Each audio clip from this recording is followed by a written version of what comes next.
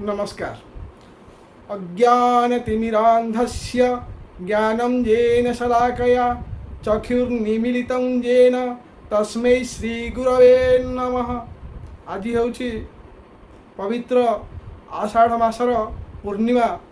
यह महर्षि व्यास को समर्पित, तेणु यह व्यास पूर्णिमा कहुए एवं यह गुरु पूर्णिमा कहते। गुरु पूर्णिमा कहीं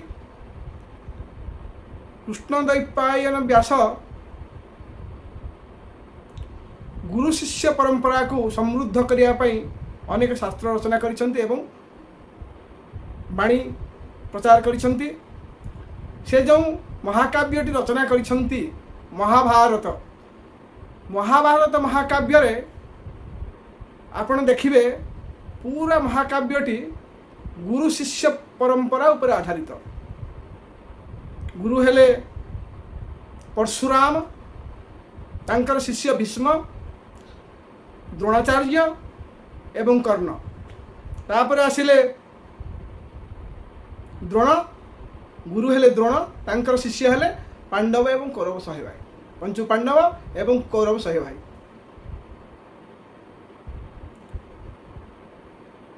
सेते बेलर जहाँ शिक्षा पद्धति थिला सेपट को जीवा परे जीवा। एबे आमे देखिबा से महाभारत जी श्रेष्ठ नायक प्रभु मुरलीधर नंदनंदन माखन चोर कन्हैयालाल, सी होउछंती सबुठारु श्रेष्ठ गुरु। आम भारत नहीं से समग्र विश्वर होउछंती श्रेष्ठ गुरु भगवान श्री कृष्ण। अर्जुन को युद्ध करने मनैवा से दिव्य गीता माध्यम दिव्य ज्ञान देले एवं दिव्य रूप दर्शन कले, तांकर विश्व रूप दर्शन करे। आमे संपूर्ण गीता को जदि देखिबा, गीतार सार गोटे धाड़ी रे कर्मण्येवाधिकारस्तो मा फलेषु कदाचन मा फल हेतुर्भुमा ते संगच्छ कर्माणि। प्रथम लाइन टी देखंतु, कर्मण्येवाधिकारस्तो मा फलेषु कदाचन। यही गोटे धाड़ी रे ही संपूर्ण गीतार मर्म। आपण अर्जुन को कहउछंती कृष्ण, हे अर्जुन तमे तमर कर्म करि चल, फल रे आशा करना। फल जोठी जो कर्म सहित फल निहित थाए, फल रे आशा रखी कर जो कर्म करा जाय थाए से कर्म कर्म नुह, प्रकृत कर्म नुह। तेणु तमे फल तमे जदि ध्यान रे लय रे एकदम निजर सर्वशक्ति लगेगी जदि तुमे कर्म करिव, सर्व कौशल तमे प्रयोग करी जदि तमे जे कौन से कर्म करिव, तेबे तुमे निश्चित भाव रे सफलता हासिल करिव। एई कथा कहिसंती भगवान प्रभु श्रीकृष्ण अर्जुन को कहिसंती। तेबे भगवान तो सी भगवान तांकर जोठी शुभ दृष्टि पड़े सेठी पंगु लंघयते गिरि मूकं करोति वाचालं नारायणं नमस्कृत्यं नरो चैवं नरोत्तमं देवीं सरस्वती व्यासं ततो जय मुदीरयेत्। मूकं करोति वाचालं पंगुं लंघयते गिरि यत्कृपातमहं वंदे परमानंद माधव। हे परमानंद माधव, आपण कृपा थिले मूक भी बहुत बड़ा वक्ता हो पारे एवं पंगु जी छोटा से हिमालय गिरी को भी लंघी जाए पारे। ये हूँ विभु कृपा। ये प्रभु श्रीकृष्ण आशीर्वाद लाभ कले सबु किछि संभव। तेबे आमे मुख्य जिनिस आज गोटे जिनिस आलोचना करिबा जे ए महाभारत काल रे जेते सब गुरु थिले, गुरु द्रोणाचार्य हुंतु, परशुराम हुंतु, संदीपनी हुंतु, आपण कोठी देखिबे गुरु द्रोणाचार्य से ब्राह्मण और क्षत्रिय छड़ा अन्य कहार भी शिक्षा दिया दौन। परशुराम मध्य से केवल ब्राह्मण और क्षत्रिय मान को शिक्षा दौले। आउ क्षत्रिय केवल भीष्म थिले, जति सब तांकर शिष्य थे समस्त ब्राह्मण। द्रोणाचार्य भी ब्राह्मण थिले। आ कर्ण ବ୍ରାହ୍ମଣ ଯଦିଓ ନଥିଲେ ସେ ବ୍ରାହ୍ମଣ ବେଶରେ ଯାଇକି ଶିକ୍ଷା ଗ୍ରହଣ କରିଥିଲେ। ତେଣୁ ପରଶୁରାମ ତାଙ୍କର ଗୋଟେ କ୍ଷତ୍ରିୟମାନଙ୍କ ଉପରେ ରାଗ ଥିଲା, ସେ ଅଲଗା ବିଷୟ, ସେପଟକୁ ଯିବାନି ଆମେ। ତ ସେ ବ୍ରାହ୍ମଣମାନଙ୍କୁ ଶିକ୍ଷା ଦେବା ପାଇଁ ଭଲ ପାଉଥିଲେ, କେବଳ ଭୀଷ୍ମଙ୍କୁ ଛାଡ଼ିଥିଲେ। ଭୀଷ୍ମଙ୍କର ଚରିତ୍ର ଏମିତି ଥିଲା, ସେ ତାଙ୍କୁ ଶିକ୍ଷା ଦେବା ପାଇଁ ବାଧ୍ୟ ହେଲେ। ବାକି ନହେଲେ ଯେତିକି ସେ ଶିକ୍ଷା ଦେଇଛନ୍ତି କେବଳ ବ୍ରାହ୍ମଣମାନଙ୍କୁ ଦେଇଛନ୍ତି। ଗୁରୁ ଦ୍ରୋଣାଚାର୍ଯ୍ୟ ଉଭୟ ବ୍ରାହ୍ମଣ ଆଉ କ୍ଷତ୍ରିୟମାନଙ୍କୁ ଦେଉଥିଲେ।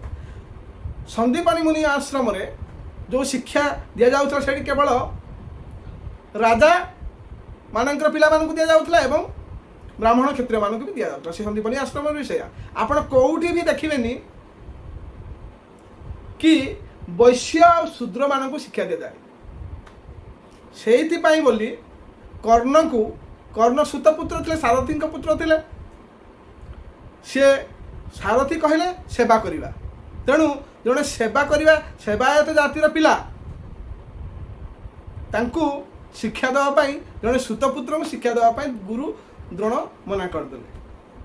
ତାପରେ ସେ ଗଲେ ପରଶୁରାମଙ୍କ ପାଖକୁ। ଆଉ ସେଠି ବି ସେ ଜାଣିଥିଲେ ସେ କେବଳ ବ୍ରାହ୍ମଣମାନଙ୍କୁ ଭଲ ପାଉଛନ୍ତି ଆଉ ବ୍ରାହ୍ମଣମାନଙ୍କୁ ଶିକ୍ଷା ଦେଉଛନ୍ତି। ତେଣୁ ସେ ବ୍ରାହ୍ମଣ ବେଶରେ ଯାଇକି ଶିକ୍ଷା ଗ୍ରହଣ କଲେ ପରଶୁରାମଙ୍କ ପାଖରୁ।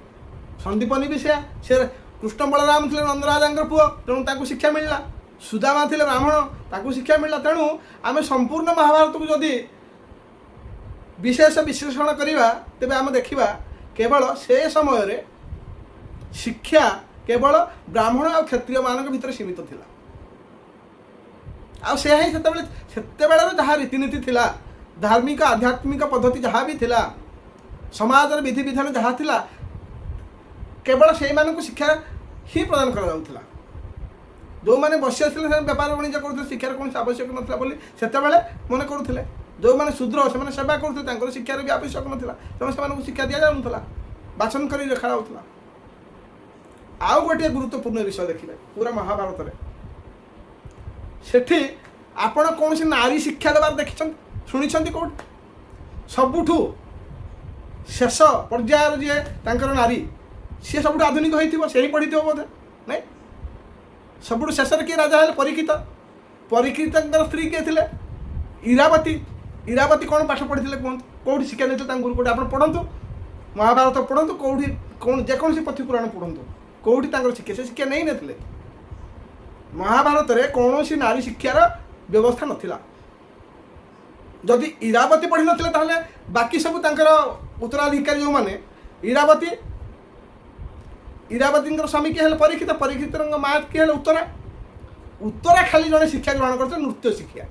ଯେତେବେଳେ 13 ବର୍ଷର ଅଜ୍ଞାତବାସ ହେଲା, ଅର୍ଜୁନ ବୃହନ୍ନଳା ବେଶରେ ବିରାଟ ରାଜାଙ୍କର ଝିଅ ଉତ୍ତରାଙ୍କୁ ନୃତ୍ୟ ଶିକ୍ଷା ଦେଇଥିଲା। ଆଉ ସେଇ ଉତ୍ତରା ଶେଷରେ ତାଙ୍କର ବୋହୂ ହେଇ ଆସିଲେ, ଅଭିମନ୍ୟୁଙ୍କର ସ୍ତ୍ରୀ ହେଲେ, ତାଙ୍କରି ଔରସରୁ ଜନ୍ମ ହେଲେ ପରୀକ୍ଷିତ। ତେଣୁ ଉତ୍ତରା ବି ଶିକ୍ଷା ଗ୍ରହଣ କରିନଥିଲେ, ସେ ନୃତ୍ୟ ଶିକ୍ଷା କରିଥିଲେ, କୌଣସି ଶାସ୍ତ୍ର ଶିକ୍ଷା କରିନଥିଲେ, ପଢ଼ା ଲେଖା ଜାଣିନଥିଲେ।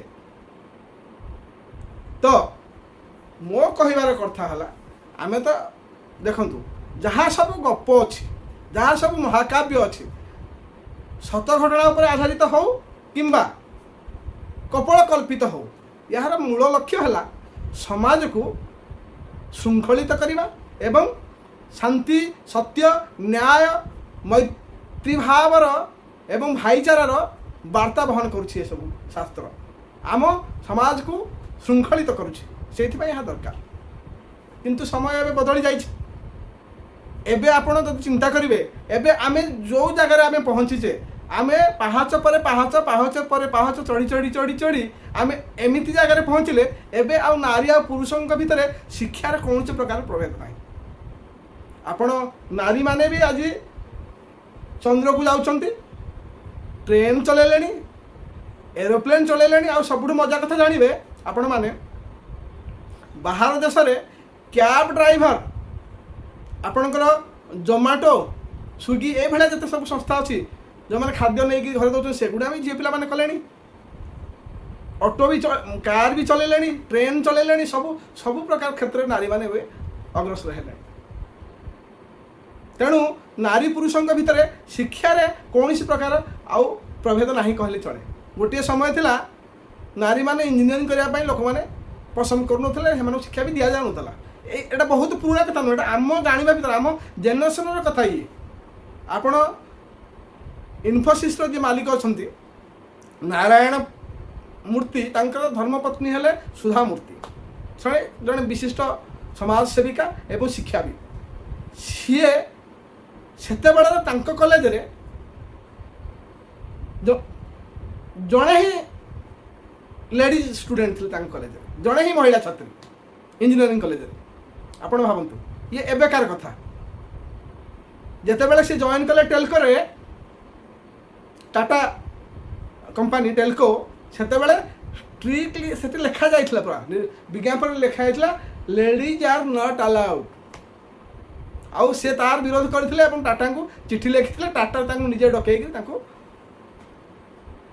चाकरी देथिले ये एबेकार कथा तो एबे आमे एमिति एक घड़ी संधि मुहूर्त रे पहुंची जे समस्त को जाति धर्म वर्ण नारी पुरुष निर्विशेष समस्त को समान शिक्षार अधिकार रही आउ ए अधिकार आमको देछि किए ए अधिकार आमको देछि आम संविधान तेणु संविधान हूँ आमर सबुठार बड़ महाकाव्य आमर भारत पाई सबुठार बड़ महाकाव्य एवं आम हूँ संविधान ए संविधान आमको शिक्षार अधिकार देछि संविधान ही हूँ आमर सर्वश्रेष्ठ गुरु आउ ये संविधान संभव है जो महापुरुष मान द्वारा ये संविधान संभव है भारत में से मोर कोटि कोटि प्रणाम से मानक जोगु आज आमे माने शिक्षित आउ से मानक जोगु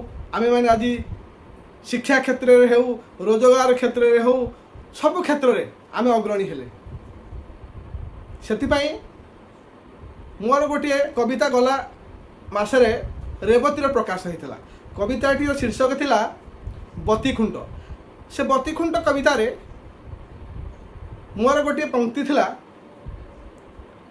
आकाशर तारा गणी गणी